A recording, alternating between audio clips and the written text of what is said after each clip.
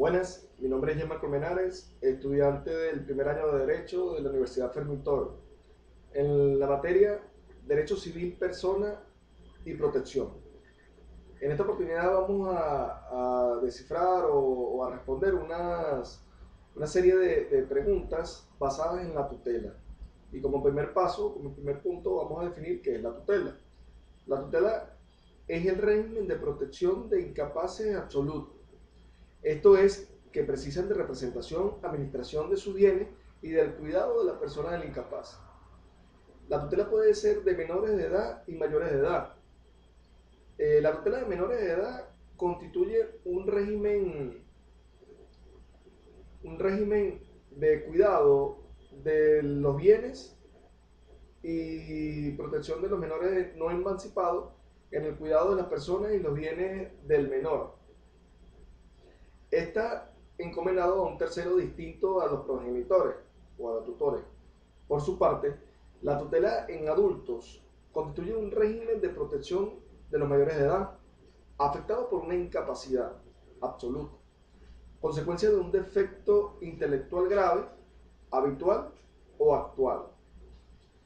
Los tipos de tutela pueden ser dativa, ejemplar, legítima y testamentaria.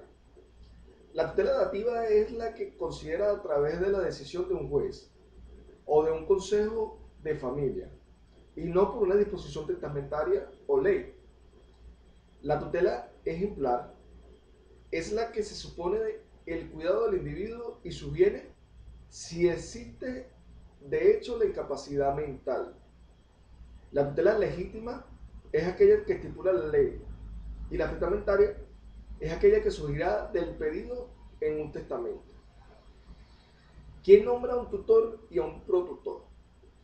El tutor es nombrado mediante la asignación hecha por testamento o escritura pública, siempre que se cumplan los extremos señalados. El padre o la madre pueden designar tutor a cualquier hijo que pueda necesitar de la tutela de menores, incluso si es póstumo. El protutor es nombrado cuando el padre o la madre no hubieran hecho uso de la facultad que le confiere el artículo 307 del Código Civil, o si hubiese caducado el nombramiento. El juez nombrará protutor según el procedimiento establecido en el artículo 309. También designará en cada caso la persona que hay de llenar las faltas accidentales del protutor.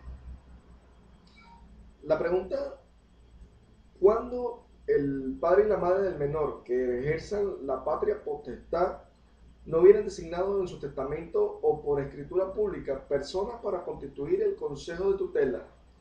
¿Quién debe nombrar el consejo de tutela? En el artículo 326 del Código Civil expresa que el juez hará su constitución con 4 de ellas y cuando falten o estén impedidas hará la escogencia entre las otras. Las personas que son inhábiles para ser tutores, protutores, curadores y miembros del Consejo de Tutela, según el artículo 339 del Código Civil, no pueden obtener estos cargos. Los que no tengan la libre administración de sus bienes, los que no carecen de domicilio y no tienen residencia fija, los que hayan sido removidos de una tutela o privados de la patria potestad sobre sus hijos, los que hayan sido condenados a alguna pena que lleve consigo inhabilitación o interdicción, los que tengan oficio o modo de vivir desconocido o sean notoriamente de mala conducta, entre otros. ¿Qué es la interdicción? Ya que tocamos el tema. Es la privación de la capacidad negocial en razón de un estado habitual de defecto intelectual grave o de condena penal.